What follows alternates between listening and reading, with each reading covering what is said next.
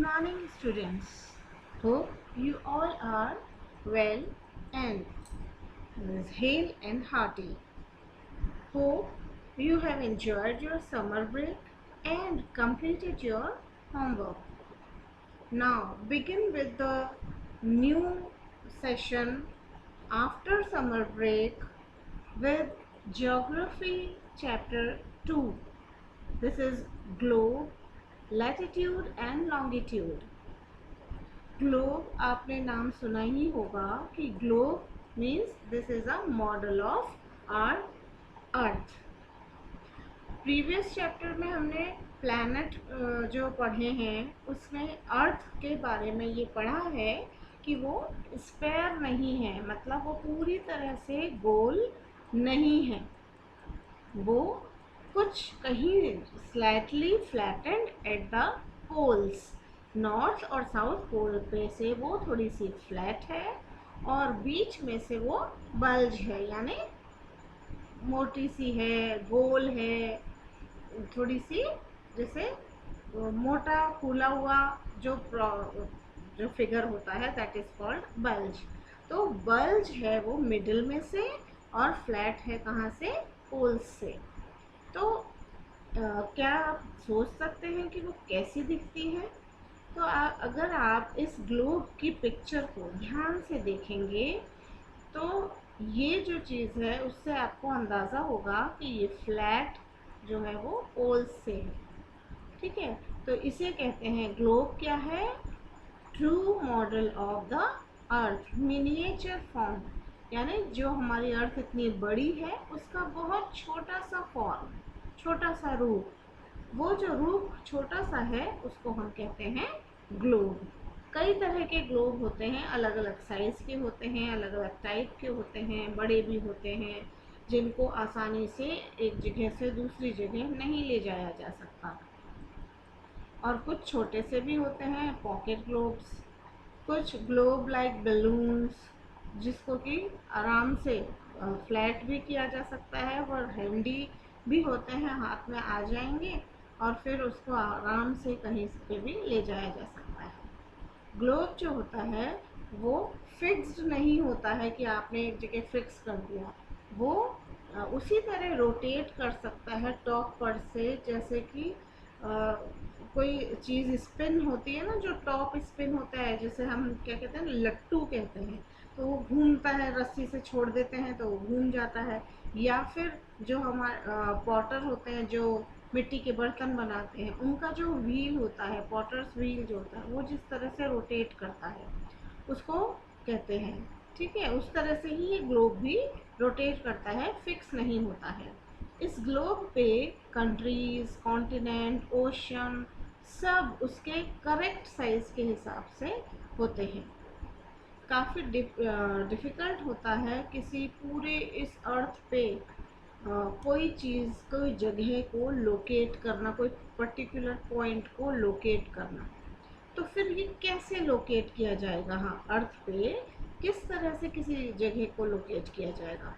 तो उसके लिए कई तरह की लाइंस जो होती हैं वो बनाई जाती हैं, और वो लाइंस होती हैं इमेजिनरी लाइंस। उसको स्टडी करने के लिए, अर्थ की स्टडी करने के लिए उसके इमेजिनरी लाइंस, यानी कि एज्यूम किया गया है कि अगर हम अर्थ को इस तरह से बांट दें, कोई लॉन्गिट्यूड के रूप में बांट दें, यानी कि हॉरिजॉन्टल और वर्टिकल लाइंस में अगर बांट दिया जाए तो हम उसकी किसी पर्टिकुलर जगह को लोकेट कर सकते हैं। हम जैसे जैसे चैप्टर में आगे बढ़ेंगे इसके बारे में हम और डिटेल में जाएंगे। अब हम देखते हैं कि ग्लोब जो होता है वो सीधा नहीं टिका हुआ होता है। जिस नीडल पे ये फिक्स होता है वो टिल्टेड थोड़ा सा हो जाता है, यानी झुका हुआ, एक तरफ झुका हुआ हो जाता है। तो इस तरह से वो तिरछा टिका हुआ होता है एक नीडल पे, और फिर वहीं पे उसी पॉइंट से वो रोटेट करता है। तो जिस पॉइंट से वो रोटेट करता है that point is called its axis. उस पॉइंट को हम उसका एक्सिस कहते हैं कि ये इस पॉइंट से, ये आप देख सकते हैं, ये जो पॉइंट है वो इसका एक्सिस कहलाएगा कि जहाँ से वो घूम रहा है, तो फिर वो इसका ऐसे इस तरह से घूमता रहेगा। 2 points on the globe through which the needle passes, जो 2 पॉइंट्स होते हैं जहाँ से वो नीडल पास होती है, वो ये एक जैसे ये यहाँ से होके और फिर ये यहाँ तक, ये पूरा जो होता है, ये जो 2 पॉइंट्स हैं ये कहलाते हैं नॉर्थ पोल और साउथ पोल। इसको हम एक फिगर के ज़रिए भी समझ सकते हैं, ठीक है ना। तो वो फिगर जो है वो अब हम इसमें देखेंगे। You can see this in this figure, these 2 points. First one is this is called North Pole and this one is South Pole. तो ये ग्लोब का 2 पॉइंट हैं जिसके थ्रू नीडल जाती है, और वो पॉइंट जहाँ से ये नीडल पास होती है वो पॉइंट वहाँ से ये रोटेट करता है, वो उसका एक्सिस कहलाता है। और नीडल जिन 2 पॉइंट से पास आउट होती है, पास कर जाती है, पास थ्रू दीज 2 पॉइंट्स, तो these points are called north pole and south pole. Okay, तो you can figure out these 2 points. Now back to the chapter. 2 points on the globe through which the needle passes are 2 poles, North Pole and South Pole. हमने वो picture में देखा। The globe can be moved around the needle from west to east just as the earth moves. और ये globe जो है वो waste to east, जिस तरह से अर्थ मूव होती है वैसे ही ये मूव करता है। लेकिन एक डिफरेंस है कि रियल अर्थ में कोई नीडल नहीं होती है, वो अपने एक्सिस पे घूमती है। ये ग्लोब है, एक मैटर है, एक थिंग है, जिसमें कि हमें उसे घुमाने के लिए एक नीडल को अरेंज करना पड़ता है ताकि वो उसी तरह से घूमे जैसा कि अर्थ अपने एक्सिस पे घूमती है।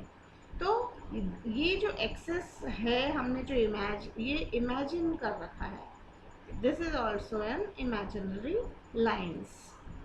दूसरी जो अर्थ की इमेजिनरी लाइन है जो कि पूरे ग्लोब को 2 पार्ट्स में बांटती है, ये लाइन कहलाती है इक्वेटर। पूरे ग्लोब को 2 हाफ्स, 2 हाफ में बांट देती है, वो कहलाता है इक्वेटर। हम इसको भी एक फिगर के ज़रिए समझ सकते हैं।